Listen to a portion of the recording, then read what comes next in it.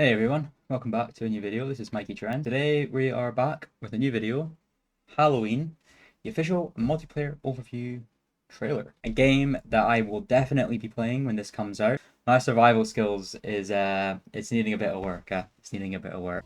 Ooh. Damn. Okay.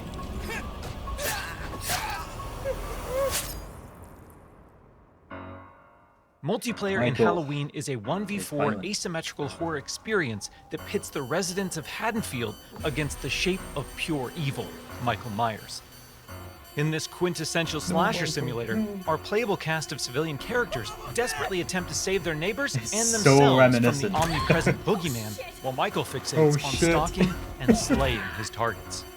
Halloween provides familiar elements fans of the genre know and love, but we're incredibly excited to pull back the curtain and unveil more details that demonstrate our commitment to delivering our most robust, dynamic, and terrifying multiplayer offering yet. Shadow mode. God damn. Michael Myers is a creeping, methodical killer, and on Halloween night, Haddonfield becomes his hunting ground. The boogeyman's primary desire is to eliminate every living resident in this quiet town. But he also begins each match with a list of special targets that supply greater rewards if killed before time expires. These unfortunate residents are positioned across various sites in the map, and Michael players are empowered to use their nightmare suite of abilities to locate, terrorize. Okay. I like that. So this is what it looks like to be Michael Myers. So you're playing as him, and you have the mini map at the top right. Special targets, so that's all the you have special targets. Is that the ones that you're sort of maybe have certain abilities that you want to take out? And then obviously you have the bottom left. These look like abilities that you can pick and choose from on the bottom left corner. There's a cooldown period as well. Of abilities to locate, and you can also terrorize, see them through walls, and ultimately execute their victims and anyone bold enough to interfere with their bloodthirsty ambitions. Killer Sense allows players to step behind the mask and stalk the residents of Haddonfield. When using this skill and entering the first-person perspective, Michael becomes aggressively aware of his surroundings and the proximity of potential prey. By focusing on targets with murderous intent, Michael builds varying levels of stalk, which aid him in identifying and tracking targets and open increasingly satisfying options for executions. Holy shit. An effective killer always keeps their victims unaware of their presence until those final fatal moments. While historically Michael Myers isn't known for his speed, fundamental abilities like shape jump amplify the shape's mobility with hauntingly unpredictable results. In shape jump, Michael slips into the shadows to move around environments. Shadow realm, Michael Myers. Not only does this increase Michael's base movement speed, but it also provides access to other powerful traversal options, including shape dash, which sends Michael lunging forward with violent momentum. Oh, we're all Shape jump is confidently one of the most powerful tools at Michael's disposal and supplies unlimited possibilities for iconic jump scare moments. Stay cool. Oh. The fear face is back. That potency comes with a few major caveats. Our masked antagonist can only enter and exit shape jump while in the cover of darkness or outside a resident's line of sight.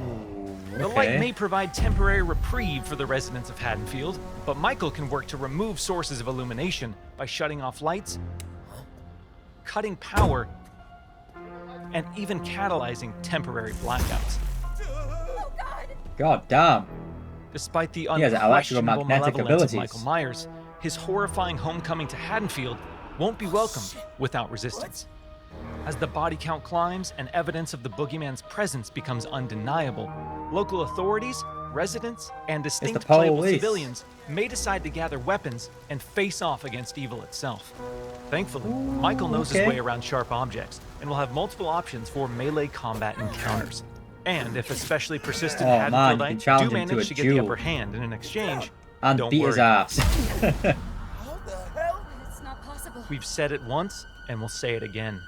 You can't kill the boogeyman. While Michael swiftly endeavors to turn Haddonfield into a graveyard, our heroic group of civilian characters desperately attempts to save their neighbors and escape the boogeyman's bloodthirst. As a civilian, it's up to you to find fellow Haddonfield residents, convince them of his malicious intent, and guide them safely to one of several possible randomized escapes located around the map before they meet an untimely end. This distinctive cast of playable civilian characters each comes equipped with unique stats, special traits, and signature personalities. To ensure no two matches of Halloween play out the same, our team has constructed a vast playground of possibilities in Haddonfield, offering civilians a multitude of diverse gameplay systems to aid them in achieving their objectives and surviving the night. As civilians navigate these environments, they'll uncover points of interest, revealing resident NPCs, lootable containers, hiding places, telephones, possible escape routes, and more. Thoroughly and cautiously exploring your surroundings could very well mean the difference between life and death. And when death comes to your little town, it's probably not a bad idea to head to your neighbors and contact the local authorities. Civilians are tasked with tracking down surviving residents and warning them of the looming threat. Successful conversations with residents can permit civilians to request additional calls to police, commands to find secure hiding places, or companionship as they navigate the formerly peaceful streets of Haddonfield. Should we stick together? Maybe we're better as a team. Whether it's a local family friend or the authorities, there's safety in numbers. Once the innocent residents of Haddonfield have been located and persuaded, it's time for the civilians to plan their harrowing escape. Lootable containers scattered throughout the map contain weapons, distractions, and key items that can be used to unlock and access a variety of possible.